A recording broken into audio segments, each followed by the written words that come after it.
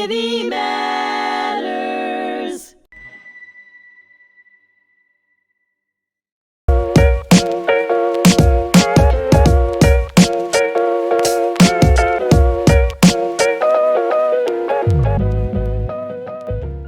Hello and welcome to another episode of Echoes of the Past. My name is Zachary Graulich. I am the Assistant Director of Education here at HMTC, and I am joined once again by Donna Rosenblum, our Director of Education. Thank you so much for being here, as always, Donna. Thank you, Zach, for having me. Of course. So today, we're going to be discussing another one of the artifacts that we have in our collection here at HMTC. We have a pretty robust collection of artifacts, most revolving around 1930s Germany and Europe. Many are related to Jewish families and their experiences prior to the Holocaust, but some shine a light on the darker side of things, of what was soon to come, if you will, in the years following. So what we have here is a sign. As you can see, if you're watching at home, it is not the most legible sign. It is pretty old and fragile. It's not too easy to read at this stage, but it does say, "The Jews are our misfortune."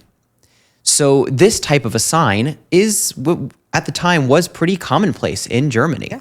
This was, especially this phrase, "Jews are our misfortune." I have here, if you're looking at home, a printout of what the sign may have looked like, or a similar version of what this would have looked like. And there were signs like this all across Germany at the time, right, Donna? Yes. So this became, when Hitler came to power in 1933, he began anti-Jewish legislation. Which when we go through our galleries, 2A and 2B in particular, we focus on these things. One of the Nazi legislations that began around 1935, 1936, but was really fully implemented by 1938, were these signs.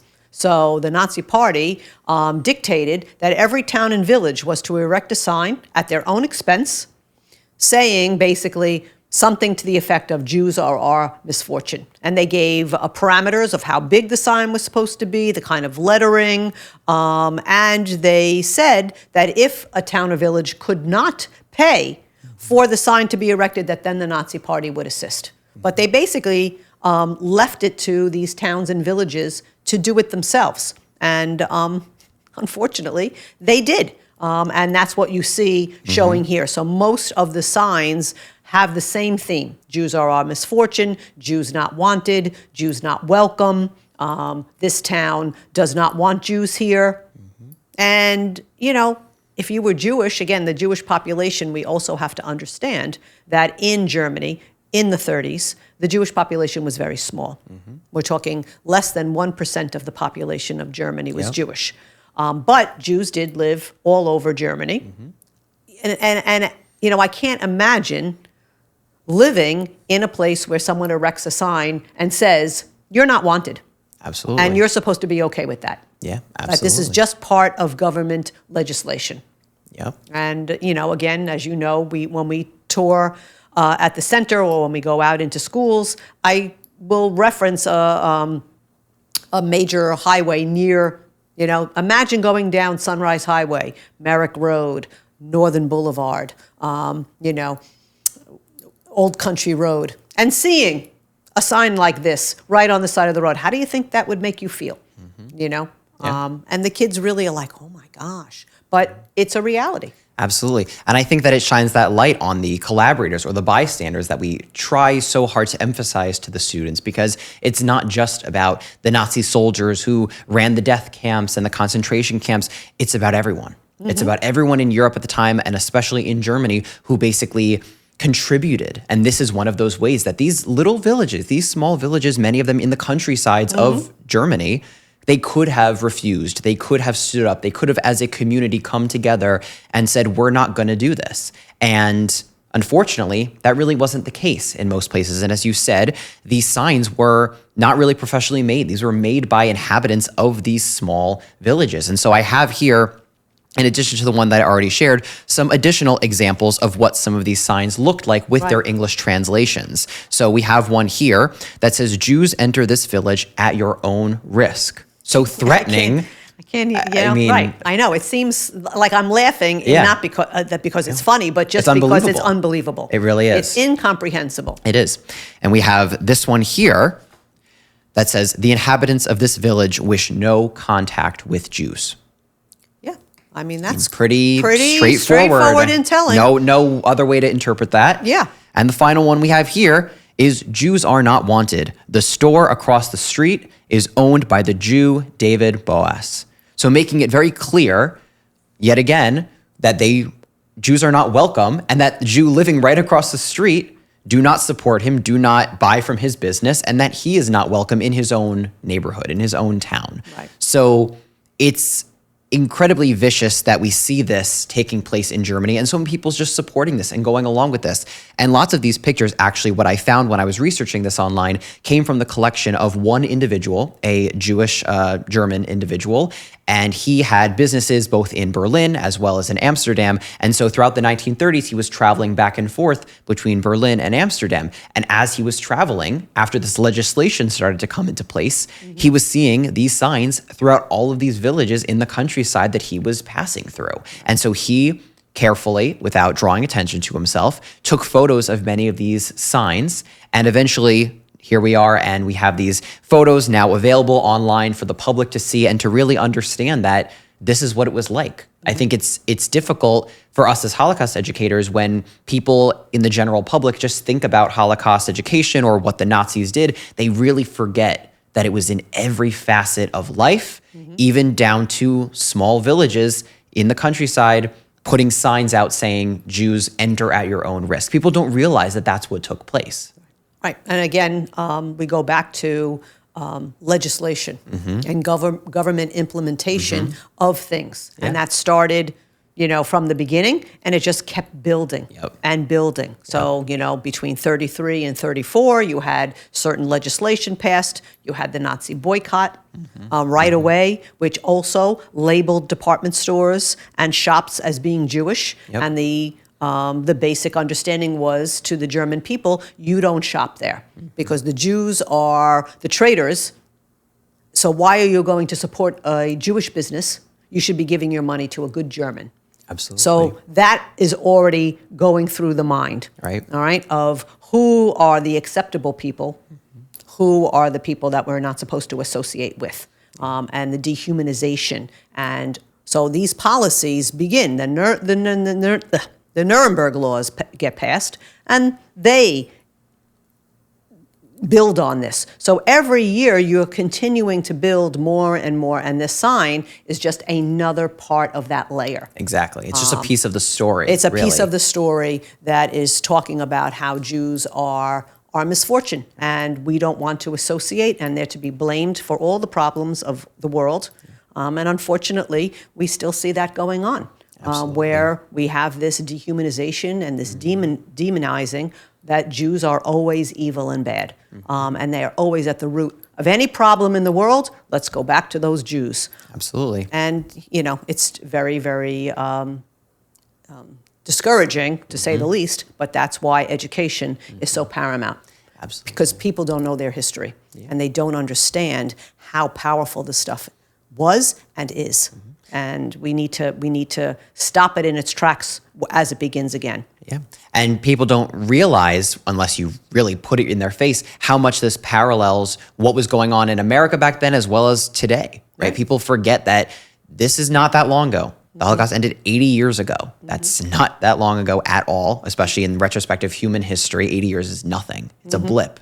And so people feel like this is forever. In America, we think of it, oh, that was Germany, that was a different country. But we have to remember what we in America were going through at the exact same time. When we take the students through the museum, we show them that image of the German man sitting on the bench that says for Aryans only. It's the same exact concept as these signs, making it clear as day, where Jews can or cannot go, where they're permitted or not permitted. And the Nazis took much of their inspiration from what we were doing here with the Jim Crow laws and the segregation in America. And they saw how, unfortunately, effective it was here. So they brought it over there and basically implemented it in very similar ways. And I try very hard when I'm working with the students to make that connection, because that's the history that they are familiar with. They learn about civil rights and Jim Crow laws and all of that starting as young as first or second grade. I remember when I was in first grade watching an animated film in school about the civil rights movement, so I knew. So people know at a young age all about that and segregation, and this is just one piece to that puzzle. So we just try to have to make that connection with items like this, firsthand accounts, firsthand photographs, documents, etc., to show that, hey, the Holocaust, it's not so far removed the way that so many, I think, kids and young people today, but even adults in some cases, feel that it is because they think it was so long ago. Right. And those connections, again, as you talk about civil rights, we talk about the Native American struggle, and how the dehumanizing of Native Americans and the assimilation that happened, how they had to become more white and take on white names, and all of the history that we have to come to terms with. And then you look at like when we have Consolé Nishimwe speaking, and she talks about identification cards, how in Rwanda they were identified by being Hutu, Tutsi, or Twa, and the instruments that measured the nose and the head, and then we take those images and we see the same thing happening in Nazi Germany, where Jewish noses and head size were being, the tactics are the same, and they're applied to different groups that are decided that they're unacceptable. Right. And to further make those parallels, and I, again, mention this in the museum when I'm speaking to the students, because I think you have to make those connections as often as you can if in speaking about Rwanda. When we look at the signs, going back to the signs in Nazi Germany at this time, there were signs all over that said no Jews or dogs allowed, putting them in the same category, saying Jews are not allowed in this park and neither are your pets. I mean, it's unfathomable, but it's reality. And it's that kind of comparing Jews as humans to animals. And if you look back to Rwanda, the genocide against the Tutsi, you have them being compared to cockroaches and snakes. Exactly. It's the exact same thing. The dehumanization, it's the same tactics, just a different place, a different region of the world, different community, and a different time. And that was 31 years ago. Yep.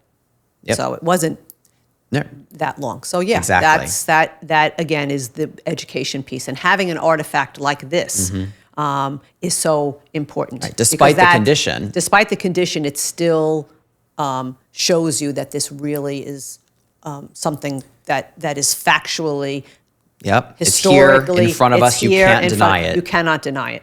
Okay, and we talk about the children's book propaganda. Even this morning, I was talking about the game that the Museum of Jewish Heritage actually has one called "Get the Jews Out." Again, a board game that was played by children, where they would throw the dice and go around the board, and when you would land on a particular area, you would get the Jews out of that area and make it Juden-free.